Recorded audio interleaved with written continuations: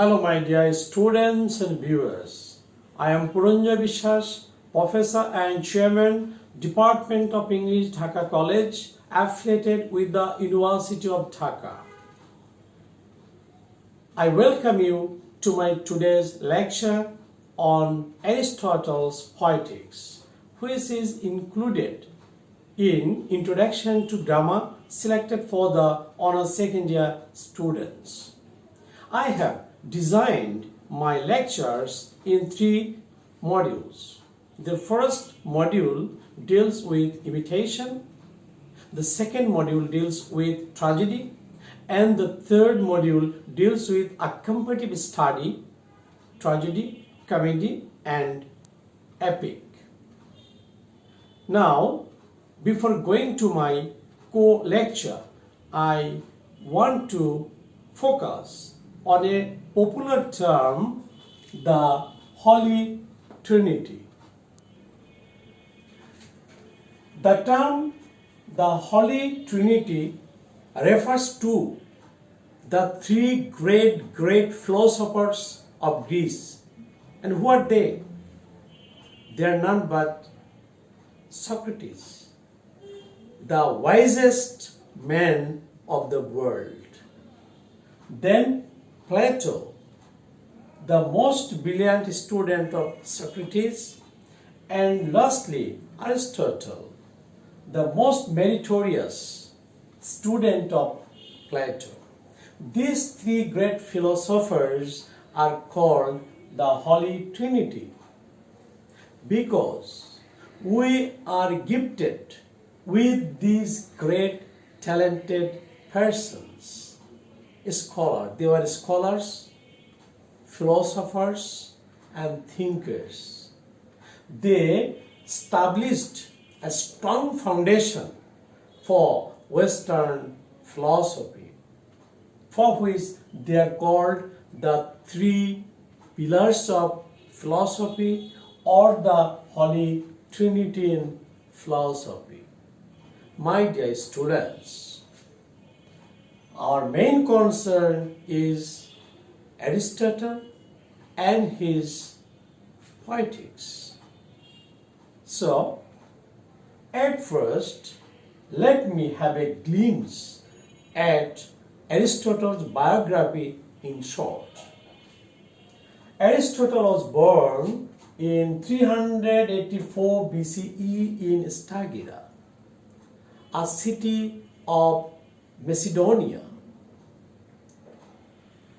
Aristotle's father, Nicomachus, was the court physician of King Amyntas III of Macedonia. Aristotle had 2 children. First, he had a daughter named Pythias Jr. after the name of his wife Pythias. He had also a son by his mistress Harphilis. His son was named Nicomachus after the name of Aristotle's father Nicomachus. Now, let us discuss various phases of Aristotle's career. After the death of his parents when he was a teenager, Aristotle went to Plato's academy in Athens, and this period extended from 368 BCE to 348 BCE. Aristotle spent 20 years both as a student and a colleague under Plato. This period of his life was very important because it was his formative, creative part of his life. There was an interaction between Plato, the teacher, and Aristotle, the student. And because of this continuous interaction between the teacher and the student, Greek philosophy was flourished. My dear students, after the death of Plato, Aristotle left Plato's academy, and the second phase of his career started. And it was a traveling period in his life.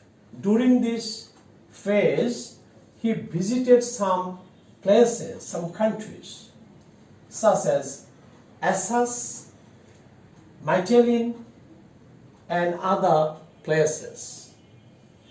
And these two helped him gather past knowledge, practical experience, and wisdom.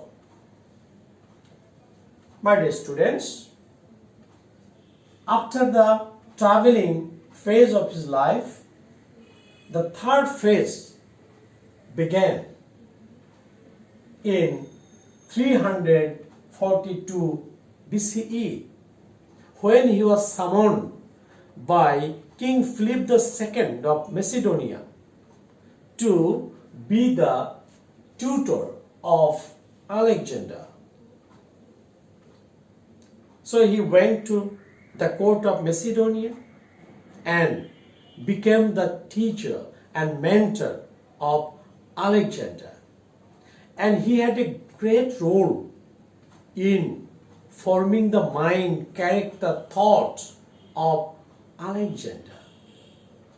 In fact, he influenced a lot to the development of Alexander to become next Alexander the Great. Okay? And he left Macedonia in 334 when Alexander became the king of Macedonia. And after his ascending to the throne, Aristotle left the court of Macedonia and went to Athens again, when his next phase of life began, that is the Lyceum period. This period is also very, very important in his life. He searched and investigated as a great scholar in different branches of knowledge and learnings. Let me mention Aristotle's fields of studies: philosophy, science, politics, ethics, aesthetics, universal soul, rhetoric, logic, duration and corruption, etc. And he had a vast volume of works. It is said that he had almost 400 works, 200 treatises. But we are sorry to say that many of his writings were lost. We have got only 1/3 of his works. My dear students, there are some notable works of Aristotle, such as Physics, Metaphysics, Organon, Nicomachean Ethics, History of Animals, Politics, Poetics, Rhetoric, etc. These are his major works that we have achieved. But many of his works have come to us through dialogues, through lecture notes of the students. Right? My dear students, our main concern is Aristotle's Poetics, and my today's module is on Aristotle's Imitation. My dear students, now I want to focus on imitation. The term imitation is very, very important in any work of art and poetry. Now, what does the word imitation mean? Or what is the origin of the word imitation? The word mimesis is the term which Plato used in his masterpiece, The Republic. It is not Aristotle who first used the term mimesis, but it is Plato who used this term. Now, what does mimesis mean? It has a Greek origin.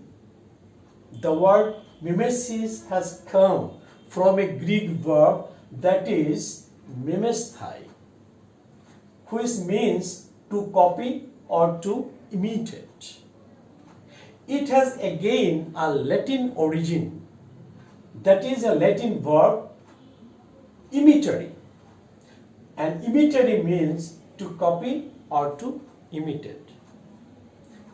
In English, it is called imitation, which also means to copy or to imitate something or someone.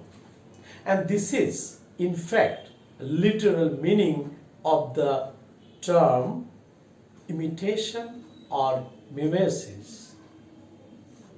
But it has some more meaning and significance in art and poetry.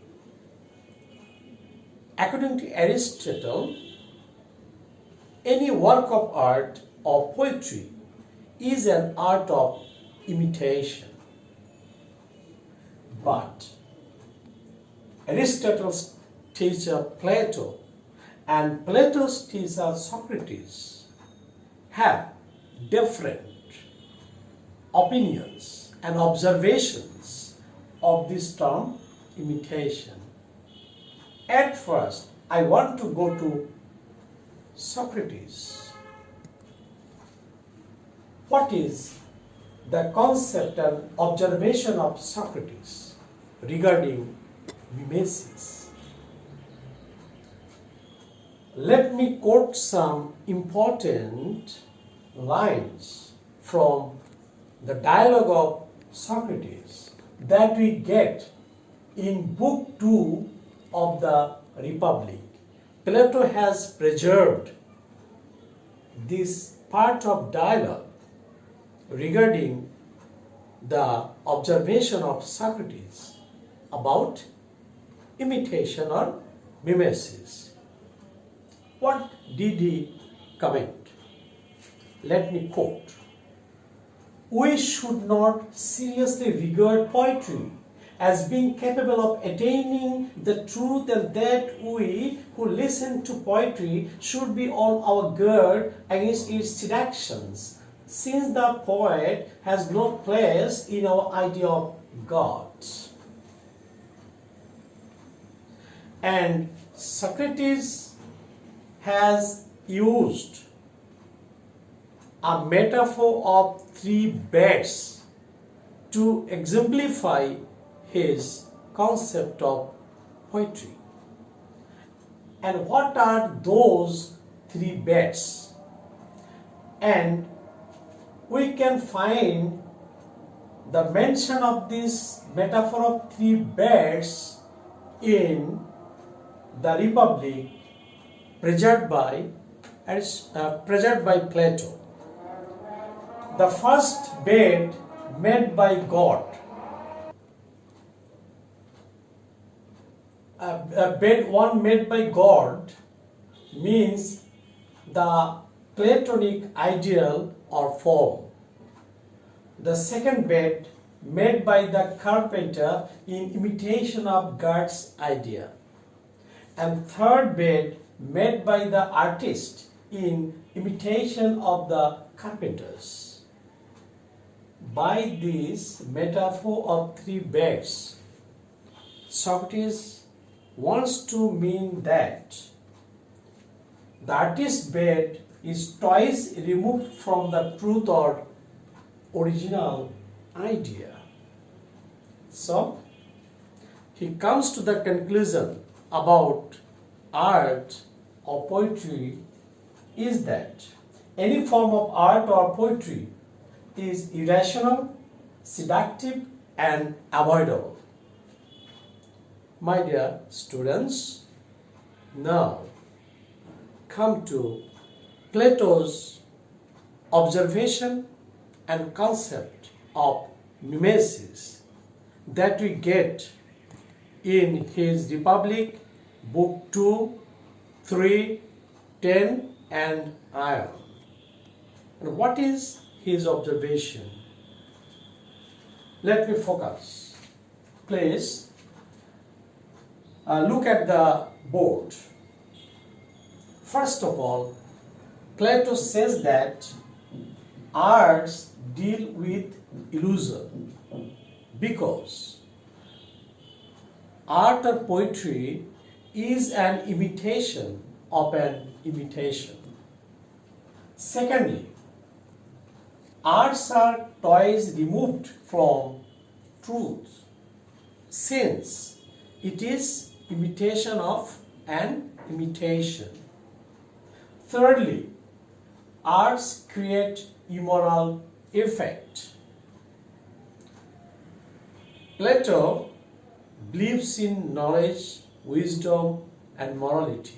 As a moral philosopher, he thinks that art or poetry has a bad immoral effect on us.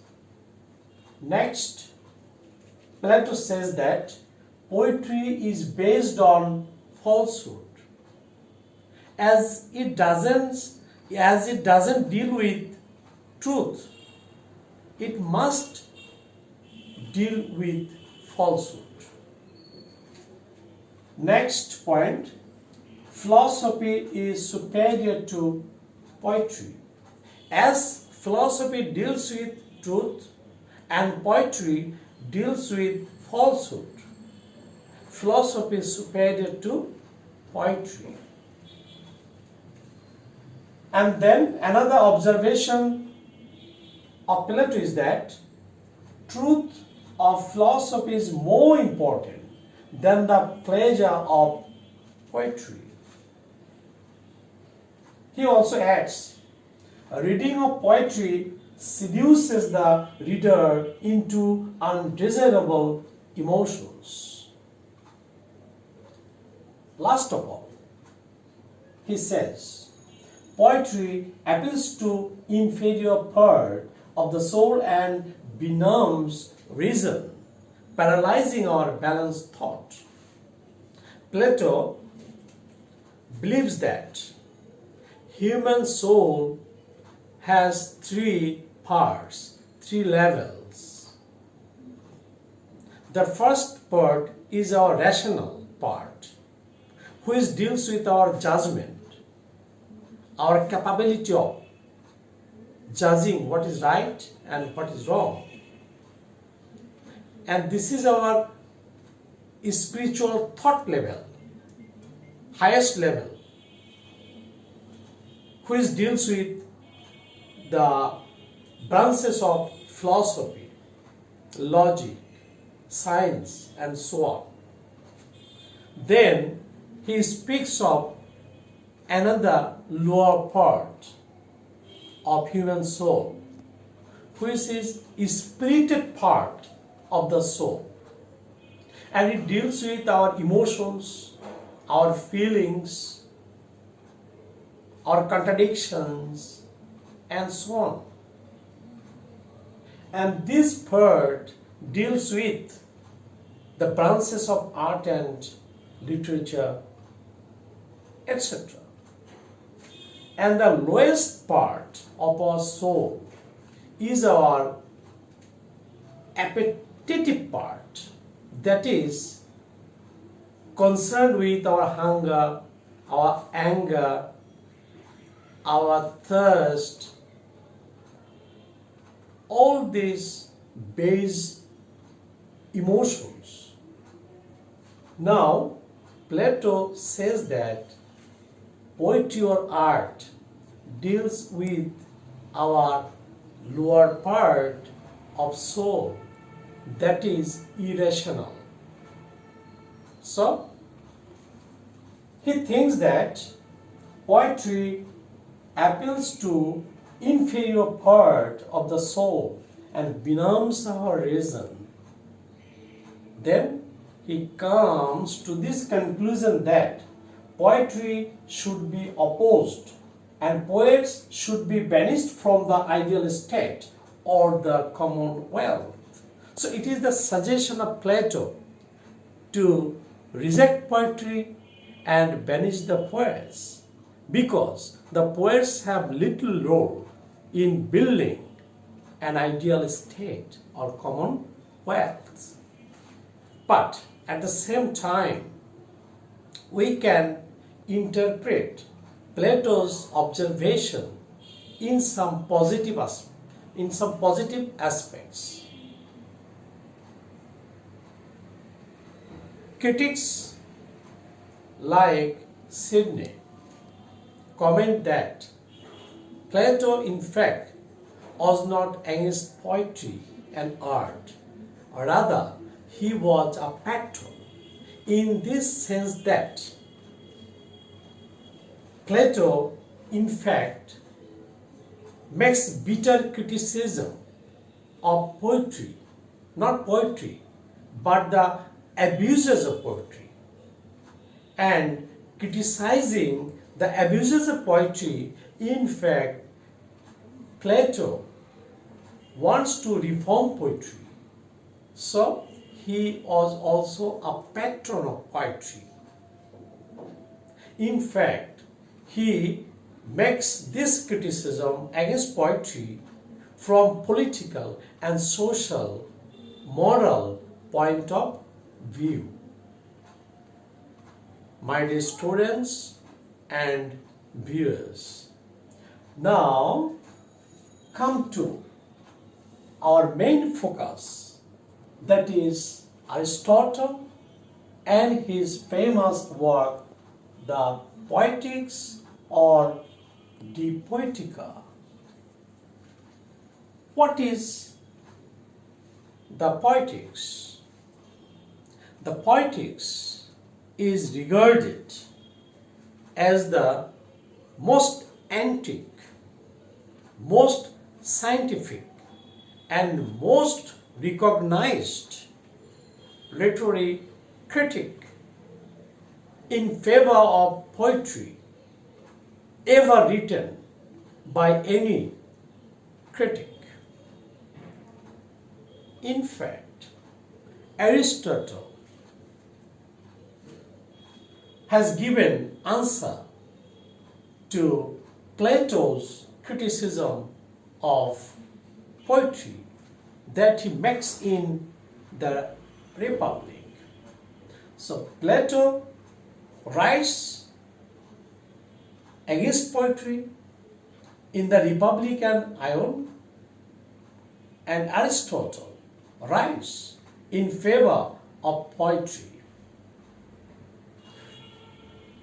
According to Aristotle, poetry is an art of imitation. Any work of art, any genre of literature is an ideal reproduction of reality, real life. And he is just opposite to his teacher Plato in respect of imitation. Yes, he agrees with Plato on this point that an artist or poet is of course an imitator. Plato says that poetry is an imitation of an imitation. But Aristotle says that poetry is an ideal reproduction of reality. And what is Aristotle's concept and observation? Let me focus. First of all, Aristotle says that the instinct for imitation is inherent in man. Why do we imitate? Why do men imitate? Aristotle says that it is a basic habit, inborn aspect of every man that he wants to imitate. Second reason of this imitation is to enjoy works of imitation. Every man wants to enjoy any work of imitation. So these two aspects are inborn, inherent in every man, for which men imitate.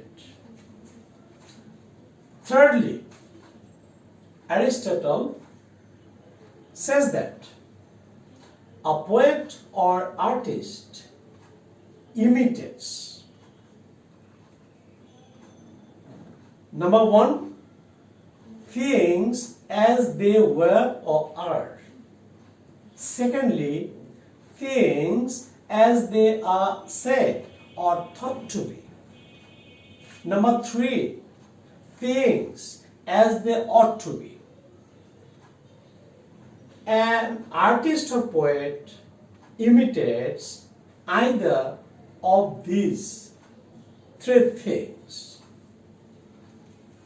He also opines that art or poetry can create something more than the actual. This is very important. While Plato says that imitation is a photographic copy or a photocopy of reality, Aristotle thinks that no, it is not mere slavish copy of reality. Rather, it is an ideal reproduction of reality in which a poet or artist blends his own thoughts, his own creativity, originality, and he creates something new which is more important, sometimes more valuable than the actual. In this respect, I want to mention Sir Philip Sidney. He says that nature never can depict a tapestry as the poets can do. A poet can create nature more beautifully, more artistically than nature herself can do. Sidney says that her world, that is the world of nature, is brazen, but the poet's work is golden. And this is Aristotle's concept that art or poetry can create something more than the actual. Next, poetry tells the universal truth. When Plato comments that a poetry tells lies and the poets are liars. Aristotle speaks thus the opposite. He says that poetry tells us universal truth. Again, he says that a poet never tells a lie, and if he tells the lie the least.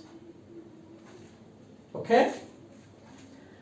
Aristotle compares poetry with history. He says that poetry is more philosophical, more higher than the truth of history. While history just tells us an individual fact fixed in a particular place, in a particular time, poetry tells us the universal truth that happens in the past, happens at present, and will happen all times to come. My dear students, Aristotle also believes that the end of poetry is to please, while Plato thinks that the purpose of our knowledge and learning is to reform, is to moralize. There is a didacticism in Plato's concept, but Aristotle thinks that the purpose, the end of art and poetry is to please, is to delight. Again, Aristotle says that poetic pleasure is superior to other pleasures, causing a cathartic effect. In imitative art, there is a cathartic effect that ennobles our mind, that gives us relief, pleasure, purgation. So, poetry has this great impact on human mind. Sidney again says that it is not poetry that abuses man's-wit, but it is man's-wit that abuses poetry. Thus, Aristotle thinks that the purpose of poetry is to give pleasure. Teaching is accidental, incidental. To Aristotle, if there is any teaching in art and poetry, that is incidental. But the main purpose is pleasure, delight.